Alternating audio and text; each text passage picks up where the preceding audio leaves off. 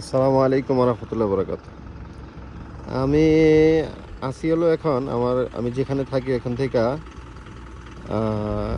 270 kilometre দূর। আমার গন্তব্য আরও বাকি আছে 80 কিলোমিটার। তো এখানে একটা মসজিদ আছে, পেট্রোল পাম্প। এখানে প্রত্যেকটা পেট্রোল পাম্পে মসজিদ থাকে, ওজুখানা থাকে, নামাজের জায়গা। এখানে দেখেন, এইখানে হচ্ছে ওয়াশরুম, ওজুখানা একসাথে একসাথে। হ্যাঁ, অনেক মরুভূমি, পুরো মরুভূমির মাঝখানে, ঠিক আছে। তো আগে হচ্ছে নামাজ, তারপর সব কিছু। কারণ রাস্তা নাই, যাওয়ার পালাবার রাস্তা নাই।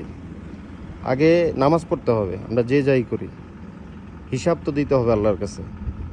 তো কাজেই আমি যখন যেখানেই থাকি, আজানের সময় হইলে সৌদি আরবে সবাই আজান দিলেই নামাজে দাঁড়ায় যায়। এই মরুভূমির মধ্যে বালির মধ্যে নামাজ পড়ে মানুষ। হ্যাঁ, তো কাজে আমরা সবাই নামাজ পড়বো ইনশাআল্লাহ।